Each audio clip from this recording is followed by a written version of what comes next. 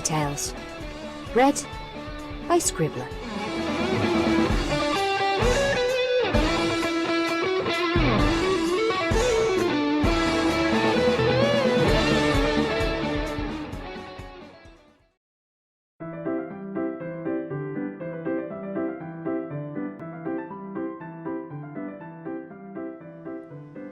The clerk behind the desk laid the paper down neatly before her and folded her hooves on top of it, before looking up at Trixie, or at least in the general direction of Trixie.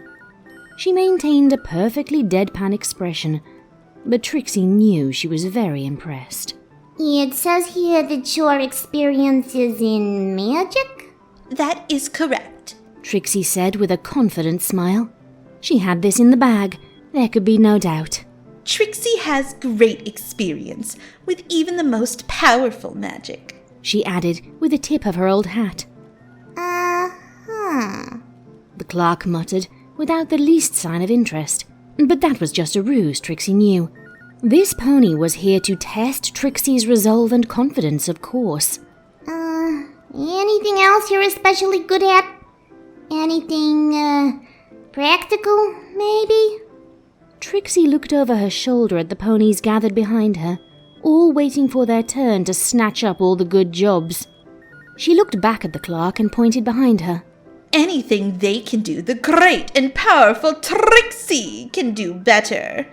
There were several sounds of protest behind her, but Trixie ignored the rabble and slammed her front hooves down on the desk, staring straight at the clerk. Whatever your need is, Trixie is your mare. She held out a hoof towards the clerk. The clerk gave Trixie and her hoof a perfectly empty look and reached into a pile. She pulled out a card and held it out for Trixie. Go here. They'll make good use of some pony like you. Trixie took the card and dropped back down from the table. She stood up straight and turned around with a flourish of her cape. The great and powerful Trixie thanks you. Next, the clerk said, and shoved the paper on her desk into another pile. Trixie trotted out into the daylight, happy to be back on track. She breathed in the fresh air and looked down at the card, reading out loud. Vancouver Recycling and Waste Management Plant. We make good use of trash. What the? Trixie spun around and glared back through the door. The clerk looked past the current applicant and smiled brightly at Trixie.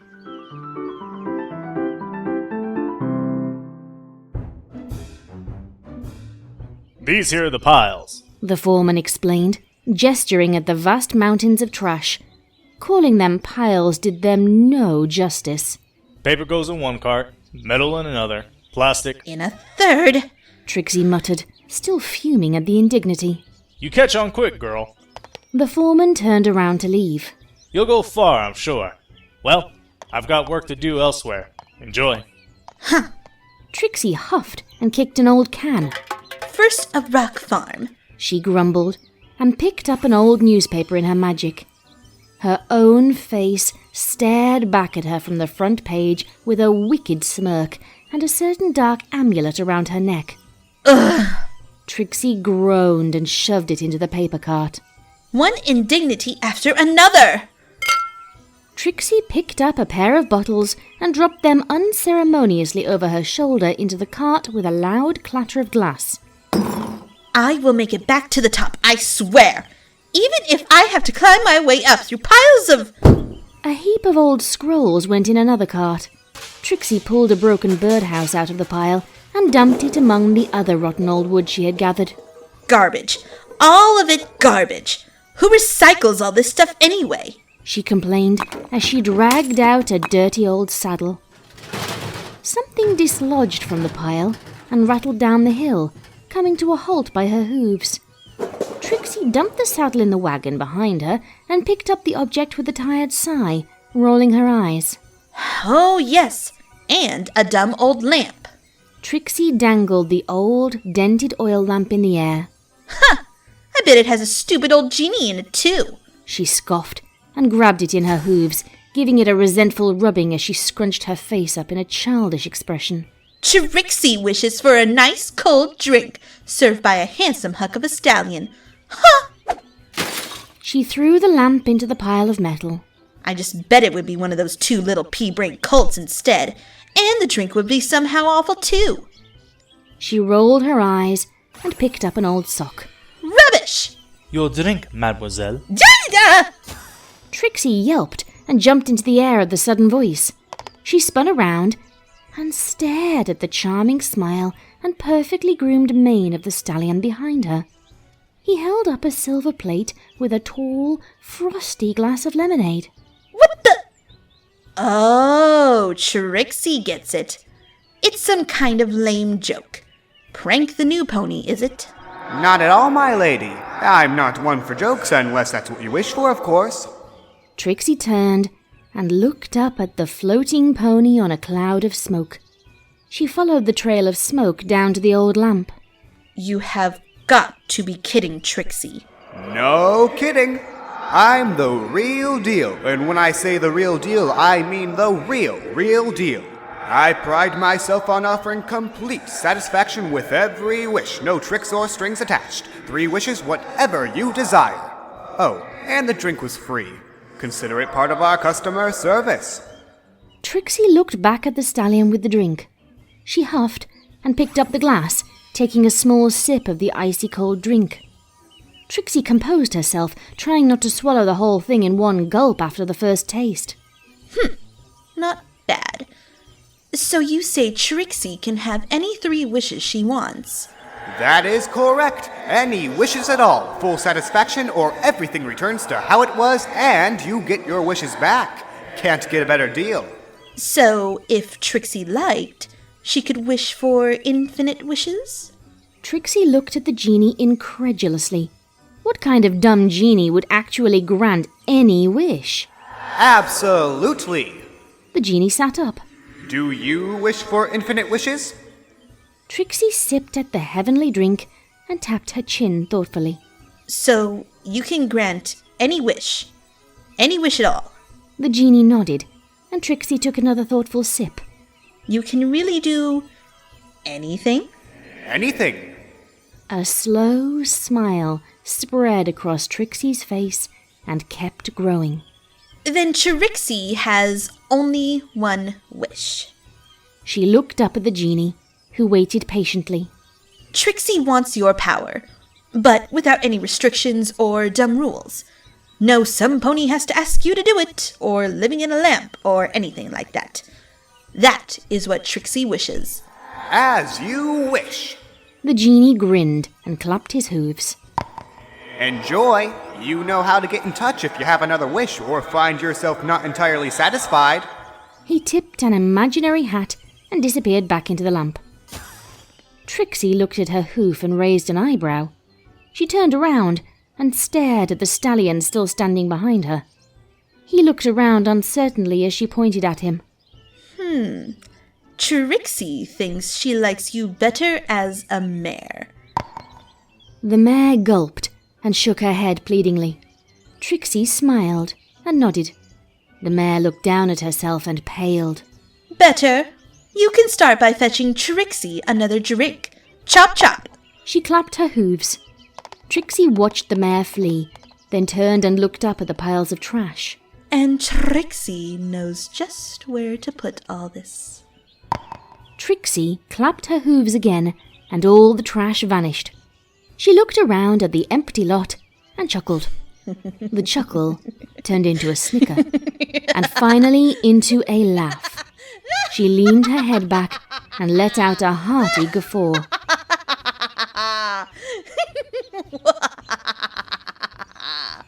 Elsewhere in Equestria, a very confused clerk stuck her head out of an old tire and looked down from the mountain of garbage which had appeared right beneath her hammock and now towered precariously above her garden about a mile below her.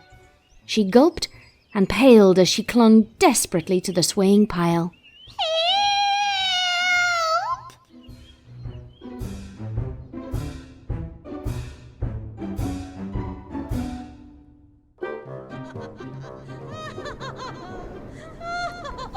Trixie laughed. It was practically all she could do, as the air rushed through her mane and cooled her back. The trees of the Everfree raced past beneath her in a blur. She caught her breath for a moment and leaned over to look down at the world below. Ponyville came into view. Tiny little dots all turned to stare up at her. Trixie's smile threatened to split her head in two as she soared over the unimportant little village, smiling and waving down at every pony. She spotted a certain purple dot. Trixie snickered and burst out laughing again as she turned sharply, racing close above the top of the treehouse. The wind in her wake blew through the leaves and branches, making the tree look like it was in the middle of a storm. Trixie turned and looked at the treehouse and village disappearing behind her. She lifted a hoof and waved her hat at the purple pony. Watch in awe, Twilight Sparkle. Watch in awe. She turned around and smirked at the castle coming up ahead, getting slowly closer. The smirk turned to a frown. Trixie rolled her eyes. This is taking way too long. Canterlot should come to Trixie, not the other way around. She cheered as the castle sprang into clear view right before her. Ha! Whoever said you needed faith when you have Trixie? Moving mountains? That's nothing. Trixie slowed to a halt, hovering before the grand castle. Knock, knock, she called. What is the meaning? Celestia stepped out onto the balcony of a tower and stopped dead as she looked up into a pair of gigantic yellow eyes in a face of stars. The gargantuan star bear hovered before the castle, held up by a pair of impossibly large wings. A horn the length of a flagpole extended from its forehead. Tut tut, princess. The traditional response is, who is it? Trixie patted the back of her hovering mount. Say hello to your long-lost sister, Princess Bobo. You too, Luna. Get your sleepy painted flank out here and greet your homecoming sister. Luna appeared on the balcony next to her sister, still wearing a nightgown and snoring slightly. She blinked awake and looked around in blind confusion of the sudden daylight before noticing what was currently impossible to miss. What is the... Her eyes widened. Is that really all you two can say?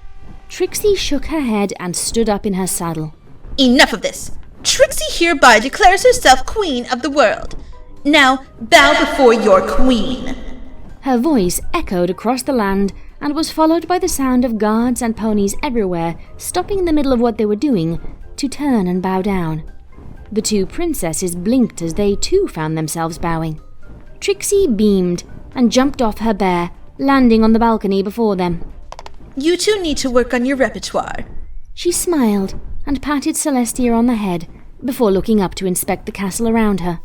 Trixie thinks castles are so last season. She shook her head. This doesn't suit the great and powerful Trixie. The world needs to be able to marvel at my glorious presence and bask in my all-powerful shadow. But never fear, little ponies. You know that Trixie can do better. She spun around and clapped her hooves twice. The castle and mountain disappeared. A giant statue of Trixie appeared in their stead, as tall as the mountain had been and glittering like pure diamond in the sun. The crystal pony stood on its hind legs, front legs raised in the air in dramatic fashion to hold up an extensive diamond disc with a golden throne in the center. Trixie sat down on the throne and grinned. Now this is how it's done, little hayseeds. She looked down at the two princesses, staring at her, their mouths open, surrounded by the entire population of Canterlot, equally stunned. You two. Trixie leaned back and waved an idle hoof at Celestia and Luna. Get Trixie a cold drink with a little umbrella and a straw in it. Being great and powerfulest is thirsty work.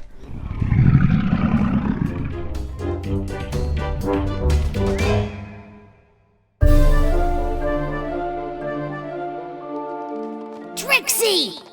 Trixie bit down on a piece of exquisitely rich chocolate cake and licked her lips as she picked out another piece, carefully studying each before settling on one in particular. After a moment of savoring the sweet taste, She glanced up at the 6 ponies galloping across the court towards her. Twilight Sparkle! What a lovely surprise! She sat up eagerly, beaming down at them from her throne. Twilight skidded to a halt in front of Trixie, glaring up at her.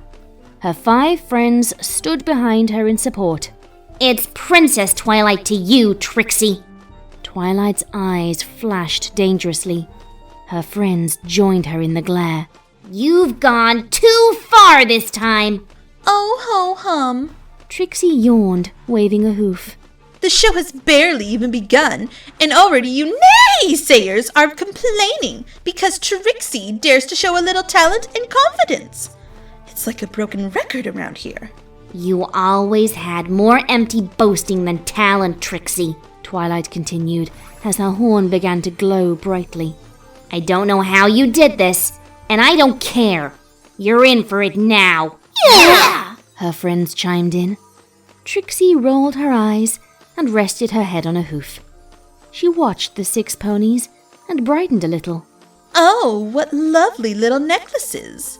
She sat up again as the 6 ponies and their jewelry began to glow. Trixie held a hoof to her lips to hide a grin. Ooh, and they do tricks, too! This should be entertaining. The light grew in intensity, and a sudden flare and beam of prismatic light shot towards Trixie where she sat in her throne. Trixie's eyes and grin widened as she gasped with delight. Oh, spectacular! She exclaimed and clapped her hooves excitedly. There was a soft series of pings and a splash of water. Twilight blinked as the light faded and her hooves touched back down on the stone. What just happened? She turned around. She gasped as she looked around at 5 statues, each standing on one hoof like dancers spitting out streams of rainbow-colored water. Brilliant performance! And such a lovely fountain of statues. Just what every queen should have in her throne room. You have the thanks of your queen, Twilight Sparkle, for this gift. Twilight's eye twitched as she spun around and glared at Trixie. You turn my friends back right now! Trixie waved a hoof and leaned back. That's not how you address your queen. Maybe if you learn to ask Trixie nicely. What do you want? Why are you doing this? Trixie picked up a chocolate and considered it lazily. Trixie wants the world to love her, Twilight Sparkle. Trixie wants the whole world to stand in awe at her, to cheer and shower her in praise. She smiled and put the chocolate down again as she looked up. And Trixie wants to give you the honor of watching as she makes it happen. Trixie stood up in her throne. Don't believe the great and powerful Trixie? The whole world will love Trixie. Every pony, every griffin, and whatever will love Trixie higher than they love even themselves. Except you, Twilight Sparkle. Trixie wants you to witness every pony's love for her and know that none of them will ever love or admire you even half as much. You can't do that! Twilight sputtered, looking desperately for some way to stop Trixie. Oh no? Trixie sat down and lifted her hooves. Watch then and be amazed. Watch as Trixie does the impossible. I am the great and powerful Trixie, your undisputed and perfect queen. Whom do you love, my little admirers? A sigh and a gasp of awe went through the crowd as every eye watched Trixie with love and admiration. Yes! See how they love Trixie? Twilight stared at the crowds of adoring ponies and caught the 2 royal sisters looking lovingly at Trixie as well. You can't.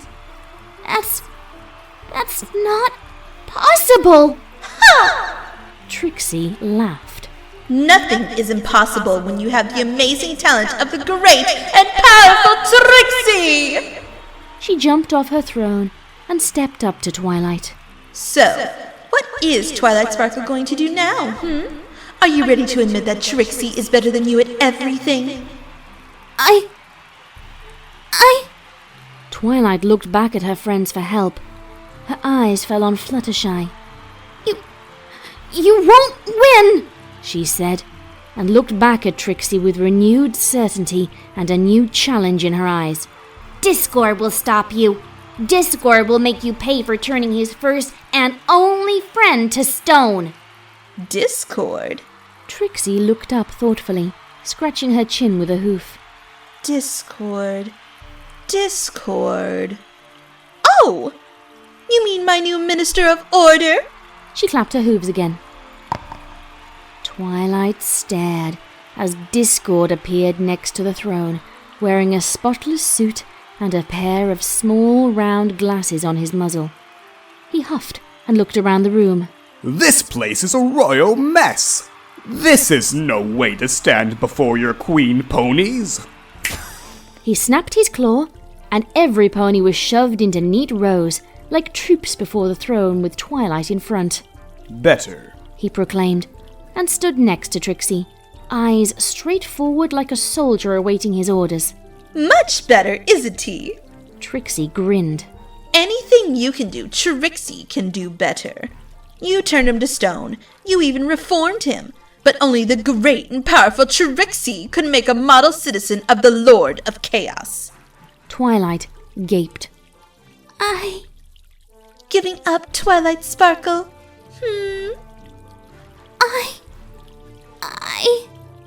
Twilight lowered her head, ears drooping. I give up. I can't defeat you. You are better than me. In every way. Please, I beg you, just let my friends go. Trixie's grin grew impossibly wide. She lifted a hoof, and the 5 ponies came to life in a sputter and a splash of rainbow-colored water. As you wish, Twilight Sparkle. I give you and your friends your freedom, so that you can live in the knowledge that Trixie is better than all of you combined! She sat down on her throne and leaned back as she watched Twilight and her friends turn around, heads low and tails between their legs.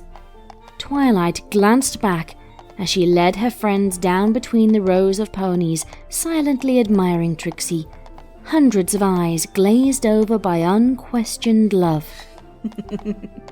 Trixie snickered as she watched the princess. The snicker turned into a boisterous laugh as she failed to contain her glee any longer. Trixie felt the tears roll down her cheeks as she laughed and gave Discord an elbow in the side. The Draconequus huffed and rolled his eyes. Trixie leaned her head back and laughed as she had never laughed before, holding her aching stomach as her mad cackling echoed loudly across the lands of Equestria.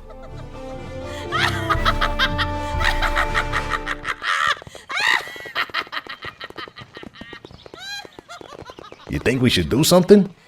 The foreman scratched his scruffy cheek and looked at the crazy blue unicorn rolling around on the ground, foaming at the mouth and cackling like a mad pony, while sparks of magic exploded around her.